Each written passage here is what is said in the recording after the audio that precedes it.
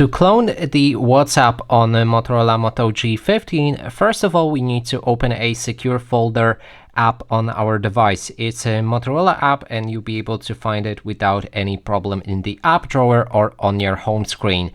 And when you open this app for the first time, it will ask you to create your own password for that specific app. And after you're done, you should see something like this. Then you can click on this plus button and add your WhatsApp.